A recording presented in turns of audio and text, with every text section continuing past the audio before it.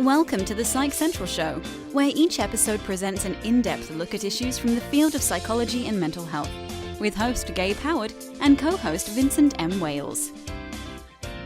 Hello, everyone, and welcome to this week's episode of the Psych Central Show podcast. My name is Gabe Howard, and with me, as always, is Vincent M. Wales, and today we will be speaking with former Congressman Patrick Kennedy.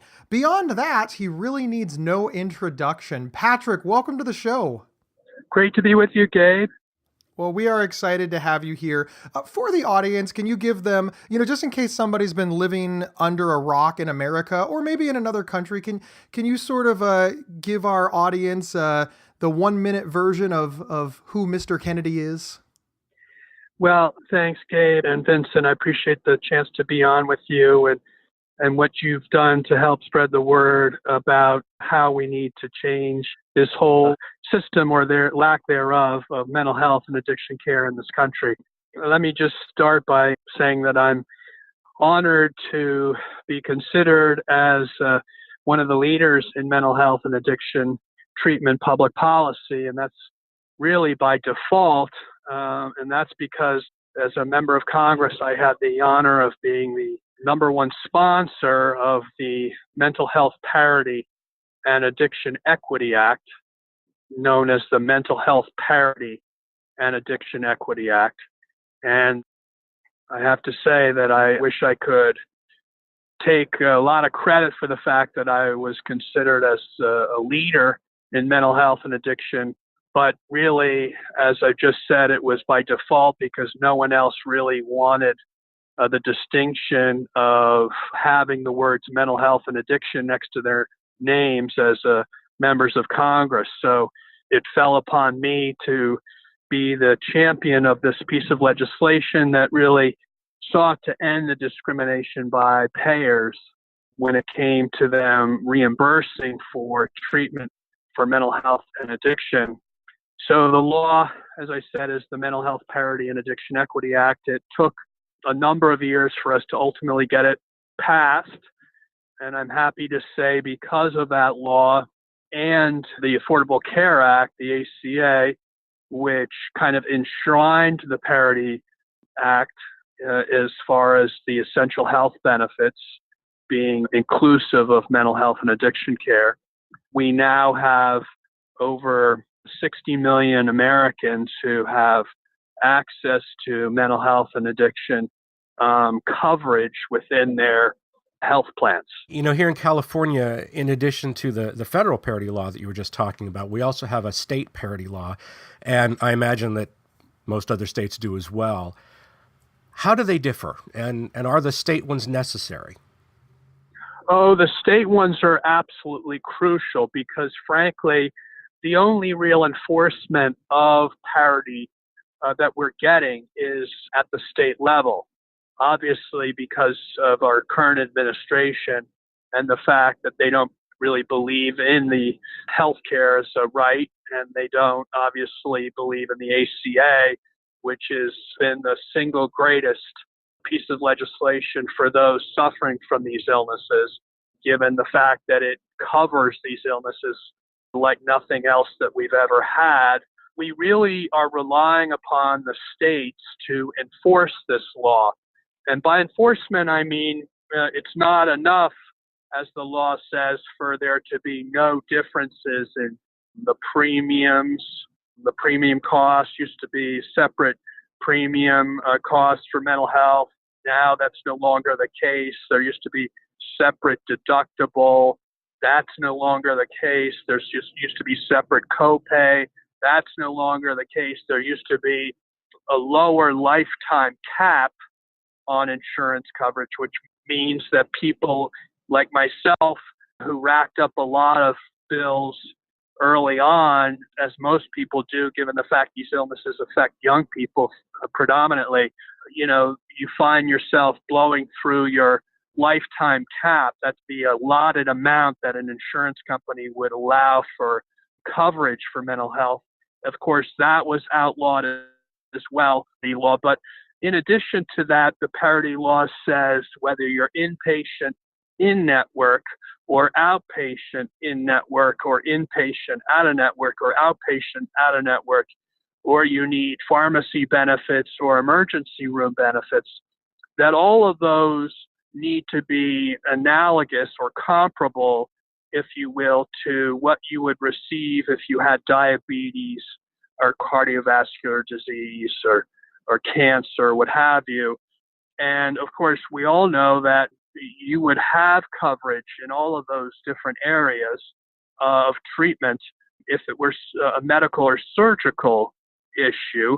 But what's never been the case is that you could expect that that same level of coverage can be expected if you have a mental health or addiction issue. And by no means are we even close to that being the reality today, but it's only real to the extent that we advocate, and the best places to advocate, frankly, are in the states within the insurance commissioners' offices and within the attorneys general offices. In California, you have a very active insurance commissioner who, you have an office of insurance commissioner that really seeks to ensure that no health plan is able to sell insurance in California that doesn't comply with the federal or state parity law. The insurance commissioner also is in charge with really due diligence on whether that is enforced. But I might add that, Senator Jim Bell out there is introducing new legislation to really beef up the provisions of your California state parity law. And I'm excited that it really enhances the auditing, if you will, of the more insidious forms of insurance discrimination. And those are in the form of medical management criteria. That's a fancy word terminology for what insurance companies use to deny you care for mental health and addiction treatment. They say that it doesn't rise to the level of medical necessity, or they say, oh, you can get treatment, but you can't stay for more than a few days, and then you've got to go to intensive outpatient. Or they say... If I can interrupt you just for a second, yeah. Patrick, that was always very interesting to me. My father, growing up, he had physical illnesses. He was a manual laborer. He was a truck driver. So he had asthma. So I would see the treatment that he would get. He would, break something or hurt his back or whatever, and he would go to the doctor until he was better. When I was diagnosed with bipolar disorder, I could go to the doctor for 3 visits, or I could see the psychiatrist twice, or I'd have 6 outpatient visits, or a maximum of 3 days. The criteria for how much care I got wasn't based on whether or not I was well. It was just based on some arbitrary idea. And that's really what you're speaking about when you talk about parity. This idea that if you're diagnosed with cancer, they don't say, okay, you can see the oncologist every other week for 6 weeks and then you're done. The end of the rainbow here for all of us is that there should be no exclusions for mental health coverage whatsoever, because no one, wants to seek mental health care if they can help it, right? This is not something where people are trying to rack up bills because they got nothing better to do in their lives. And frankly, if you get the evidence-based treatment within the mental health treatment environment, and then frankly, that's another whole subject, I think we can talk about as well, because that has a lot more to do with the accountability that we need with respect to the providers. What we're talking about right now are really the payers, the insurance companies, who really have gotten very little accountability brought to bear when it comes to their denial of treatment. But we also need to make sure that that treatment is evidence-based. But to the point that you're mentioning, it's shocking that we still have this being so quick to deny these services. when we know if that they're good services, they can make such a profound impact on the overall health and well-being of the patient, right? You don't want to be putting prohibitions and exclusions on this care when that care is the evidence-based, because when it is the evidence-based, it transforms people's lives. And in the process, it dramatically lowers the costs of all other areas of someone's physical health, knowing that most of our healthcare costs are driven by chronic care issues. Like I said, diabetes, like your father had, asthma, chronic pain, all kinds of gastrointestinal, all kinds of that stuff, most of which is driven by depression, anxiety, addiction, alcoholism.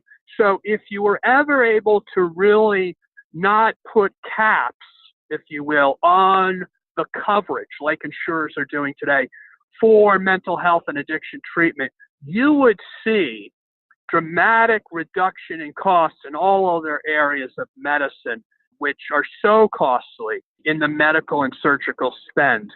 So the bottom line is, it is unbelievable that these payers are too often putting these restrictive medical management criteria upon those seeking care for these diseases, saying, oh, well, they really don't need, extensive treatment. And by the way, they still neglect to treat these illnesses as the chronic illnesses they are. When push comes to shove and they do pay for it, they often only pay for it when it's a crisis. And as we both know, both suffering from bipolar disorder, you need to be treated in a chronic care way, much like if you had any other chronic illness, diabetes or asthma. We don't treat those illnesses only when you have an asthma attack or only when you have a diabetic, shock. You treat these right. There's on an preventative ongoing way. care. Preventative care. God forbid we think of preventive care when we think of mental health and addiction. Patrick, can you talk for a minute about the difficulties that consumers face in navigating the insurance and treatment landscape? Yeah, so I started something called ParityRegistry.org, which is a vehicle for people to file appeals themselves when they feel they've been wrongfully denied care. And in many instances, they really aren't sure that they've been denied care in a way that's violating the parity law, but that they're willing to file an appeal because it doesn't seem right to them. So at ParityRegistry.org, by the way, we've launched Don'tDenyMe.org, which gets you to the same landing page. And what we're really trying to do is facilitate for consumers a way for them to file an appeal and to know how to file the best appeal possible. But what's really important on those websites is the fact that we want to get people to be public wherever they feel comfortable doing so. And that is, we have a HIPAA compliant process, but what we do at the end is we ask people whether they be willing to have their claim be a matter of a record for those of us in the advocacy world to use to illustrate the rampant denial of this type of care within our country. And frankly, as a politician, all I need is, a couple dozen cases, and that's enough for me to take to any politician in a state. It's enough for me to take to the elected attorney general in a state and say, look at this, there's these cases of denial. By the way, they all are focused on a denial of a certain type.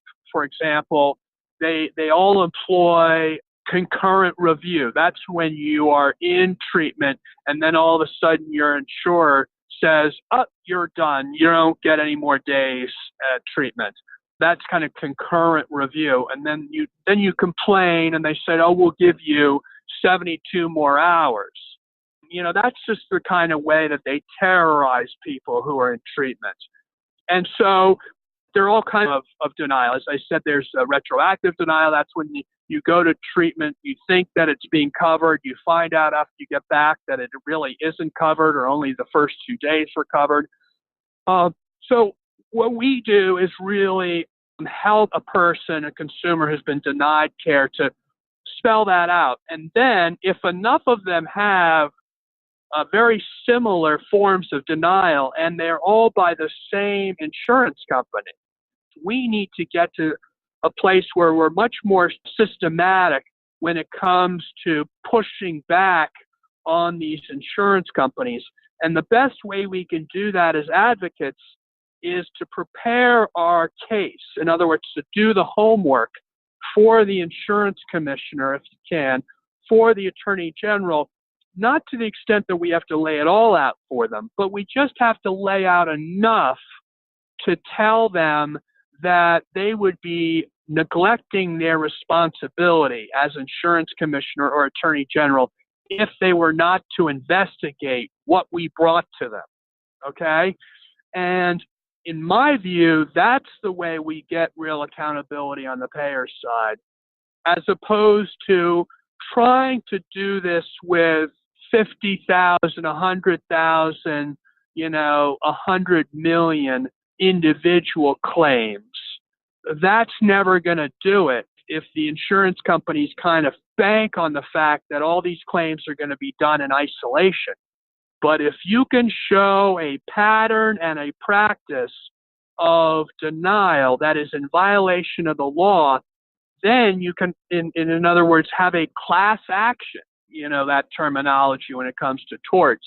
You can have that against these payers, but you can let the state be the one that arbitrates that for you, much like the state of New York really brought, a number of payers, including Blue Cross and Cigna and others, into a consent decree because they were in violation of New York parity law. We'll be right back after these words from our sponsor. This episode is sponsored by BetterHelp.com. Secure, convenient, and affordable online counseling. All counselors are licensed, accredited professionals. Anything you share is confidential. Schedule secure video or phone sessions, plus chat and text with your therapist whenever you feel it's needed. A month of online therapy often costs less than a single traditional face-to-face session. Go to BetterHelp.com/PsychCentral and experience 7 days of free therapy to see if online counseling is right for you. BetterHelp.com/PsychCentral.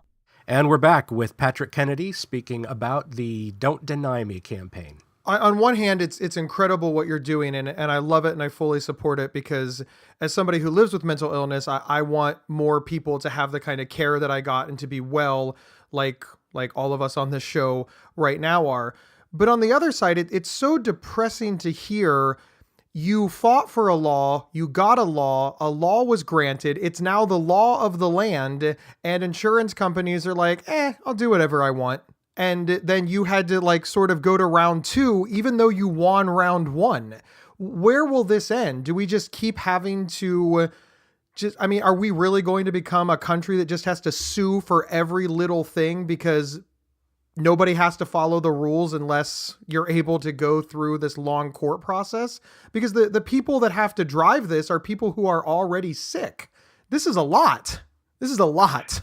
Not to relitigate the previous presidential election, but if we had someone in office who was committed to the enforcement of this law and understood it, then we would have an infrastructure on the federal level that one would have educated all the 50 states in terms of their fiduciary responsibilities, would have provided the resources for them to do it, would have also had a much greater transparency required at the federal level for any plan on the exchange. And by the way, any plan on the exchange is essentially every plan, because all of the insurers are captured within that, regulatory infrastructure.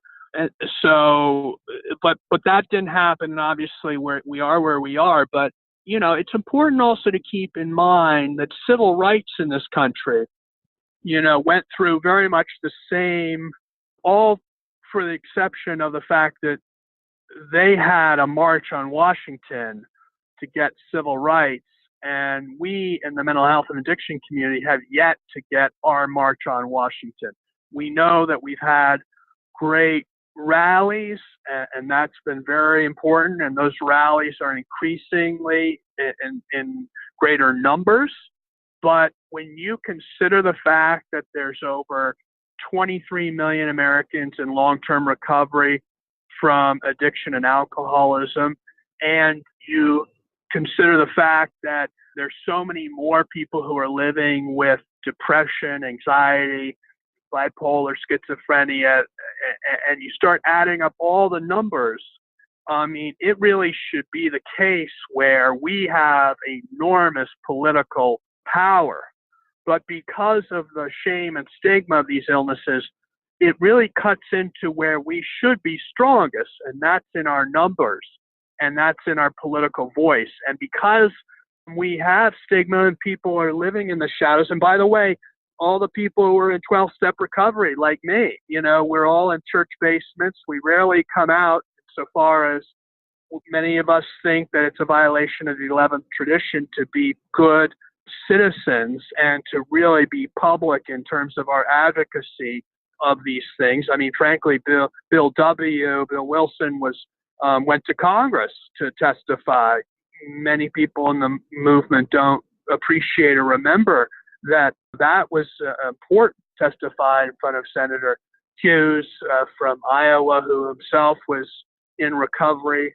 I'm just saying, there's a history here, and we need to take lessons from history. And the best way to learn from history is learn when it was really successful.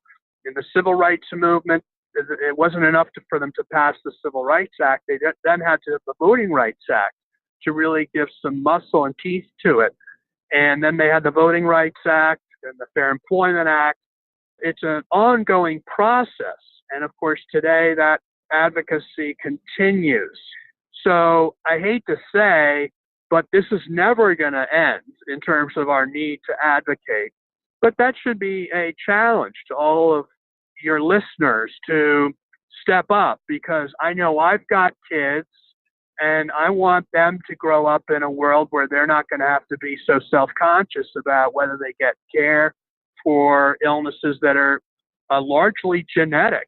These illnesses are more genetic than any other set of illnesses. So we want our medical system not to discriminate against them the way we've been discriminated against because of our illness and the outdated ideas that people have as to whether these illnesses are real or not. So that's a long way of saying that, yes, we shouldn't be having to push so hard. This should have been enforced. But, frankly, they had the NAACP suing all across America. Justice Marshall, Thurgood Marshall, was out there fighting. Dr. King kept having to do marches.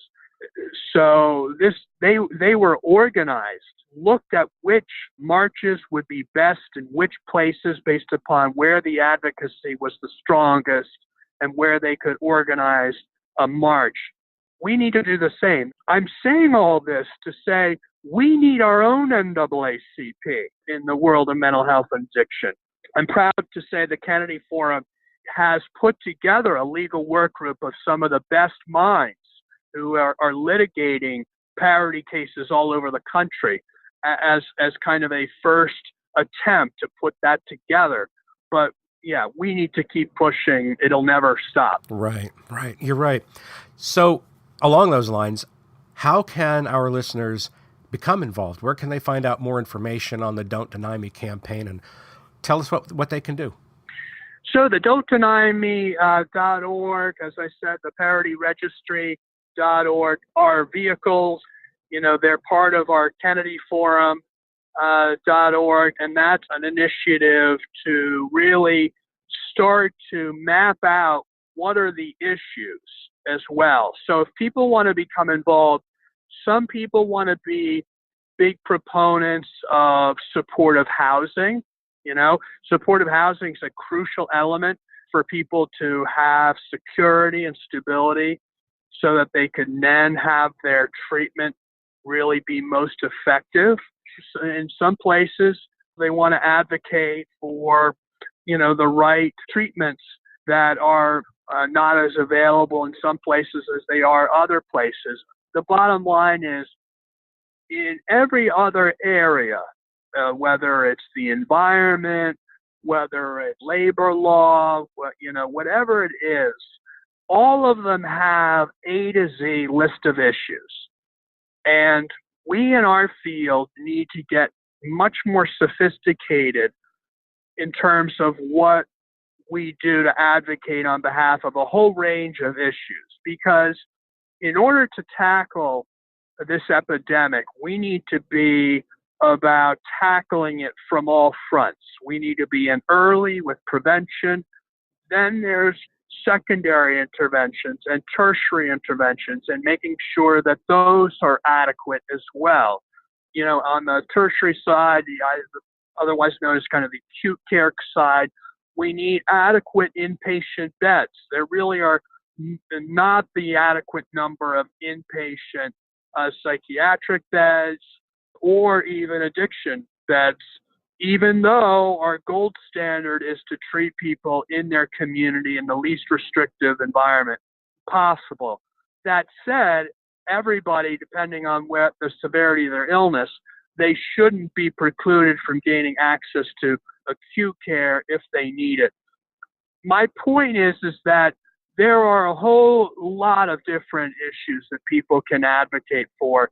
They can advocate for criminal justice reform. If you had supportive living, supportive housing, community supports, in many instances, people would not have to cycle in and out of the criminal justice system, all because of a lack of necessary supports that keep them stable and out of the criminal justice system.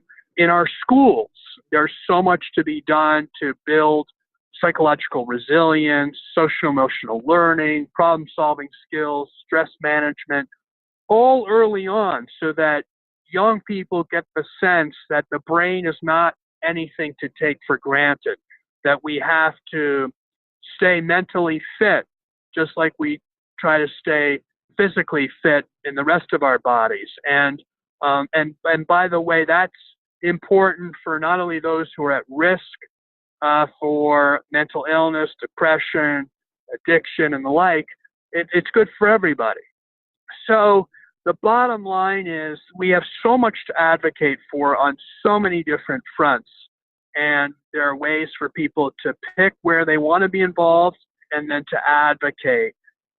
And we need to expand our legislative advocacy, who we elect as members of Congress, as state legislators, as governors, obviously as president.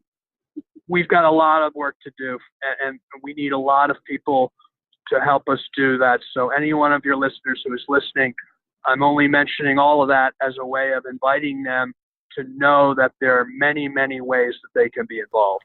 Thank you. Thank you so much. And obviously, by listening, you're involved, but you can always do more. Hook up with your local nonprofit organization, your mental health organization. Check out Patrick Kennedy's website. Do a Google search. There's lots of ways to get involved. Don't sit on the sidelines any longer. Patrick, thank you so much for being on the show. We really appreciate it. It goes fast, doesn't it? It does. Gabe, I appreciate it. And Vincent, thank you so much. I look forward to seeing you guys again. Let's keep trudging the road of happy destiny. We will. Absolutely. Thank you, everyone, for tuning in. And remember, you can get 1 week of free, convenient, affordable, private online counseling anytime, anywhere by visiting betterhelp.com/psychcentral. We will see everybody next week. Thank you for listening to the Psych Central Show. Please rate, review, and subscribe on iTunes or wherever you found this podcast. We encourage you to share our show on social media and with friends and family. Previous episodes can be found at psychcentral.com/show. Psychcentral.com is the internet's oldest and largest independent mental health website. Psych Central is overseen by Dr. John Grohol, a mental health expert and one of the pioneering leaders in online mental health. Our host, Gabe Howard, is an award-winning writer and speaker who travels nationally. You can find more information on Gabe at gabehoward.com. Our co-host, Vincent M. Wales, is a trained suicide prevention crisis counselor and author of several award-winning speculative fiction novels. You can learn more about Vincent at vincentmwales.com. If you have feedback about the show, please email talkback@psychcentral.com.